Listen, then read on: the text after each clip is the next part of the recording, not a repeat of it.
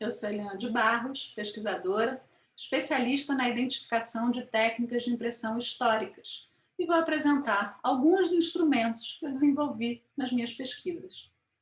Para se identificar técnicas de impressão, é necessário que se utilize de dispositivos de ampliação, pois é através do reconhecimento das características das micropartículas de tinta depositadas sobre o papel que se pode diferenciar as técnicas gráficas empregadas nos impressos. Quando se fala em dispositivos de ampliação, pode-se pensar em lupas convencionais, como essa daqui, mas esse é um dispositivo com acuidade insuficiente para esse tipo de investigação e análise. Lupas como essa normalmente têm fator de ampliação entre 4 e 5 vezes. Um dispositivo mais potente utilizado na indústria gráfica é esse daqui, chamado de conta-fios, com capacidade de ampliação entre 10 e 15 vezes, mas ainda não é adequado para esse tipo de observação. O que eu costumo utilizar são lupas como essa daqui, com capacidade de ampliação entre 30 e 40 vezes. Quando é necessária maior acuidade visual, eu me utilizo desse tipo de dispositivo. Parece uma caneta, mas na verdade é um microscópio portátil, com capacidade de ampliação de 25 ou de 50 vezes para análises mais específicas. Esse tipo de dispositivo tem acuidade óptica superior às lupas mostradas anteriormente, pela qualidade técnica das suas lentes. O que se usa, então, para a identificação de técnicas de impressão são dispositivos com fator de ampliação intermediário entre as lupas convencionais e os microscópios científicos, que normalmente trabalham com capacidade de ampliação acima de 100 vezes, o que já nos apresentaria as fibras do papel ampliadas. O que nos interessa aqui é como a tinta é depositada pelos métodos de impressão. Então, eu trabalho com fatores de ampliação entre 25 e 50 vezes.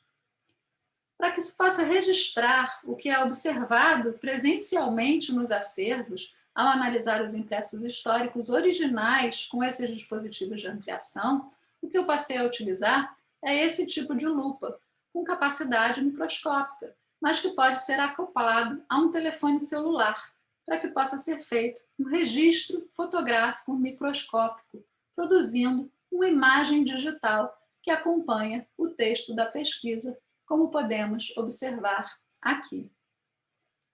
Esse é o registro fotográfico microscópico de um detalhe do rosto do personagem dessa ilustração, que faz parte da obra As Aventuras Pasmosas do Celebérrimo Barão de Munchausen, publicado no Brasil pela editora Lemmert, em 1891.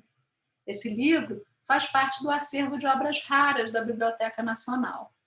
A observação microscópica nos indica uma técnica de gravação manual chamada de cromolitografia, e que, nesse caso, se caracteriza pelo desenho a crayon em matrizes de pedra áspera. Essa técnica nos garante traços e texturas definidos com precisão, uma grande riqueza de detalhes. É um resultado bem diferente do que podemos observar aqui. Um caso raro de reedição da mesma obra, com algumas ilustrações em comum, mas realizada por outra técnica de impressão. Aqui se trata de uma edição bem posterior, publicada pela editora Minerva, em 1943. Essa edição se encontra no setor de obras gerais da Biblioteca Nacional. A observação ampliada nos indica uma impressão em clichê tipográfico, com retícula de amplitude modular, um processo realizado através da filtragem fotomecânica em 3 cores, conhecido por tricromia. A característica principal desse processo é a malha geométrica de pontos equidistantes.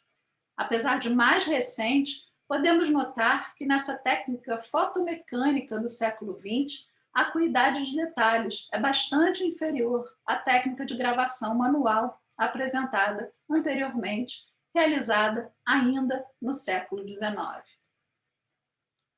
Para possibilitar a identificação de cores das tintas nos impressos, eu produzi essa escala, desenvolvida especificamente para esse tipo de identificação histórica, impressa por uma técnica de impressão digital contemporânea, impressão de arte de tinta pigmentada sobre papel de fibras de algodão. Essa escala se baseia no sistema de cor de Munsell e apresenta uma nomenclatura de cor em linguagem universal de nível 3, que contempla 267 cores nomeadas cientificamente. É através da comparação das amostras de cor dessa escala com o que é visto na observação microscópica que se pode identificar as cores das tintas nos impressos. São esses os métodos que podem ser observados na minha pesquisa intitulada Ao Encontro da Cor, os primeiros impressos coloridos brasileiros de caráter lúdico, de 1880 a 1945, com base no acervo da Biblioteca Nacional, que se apresenta aqui nesse dossiê.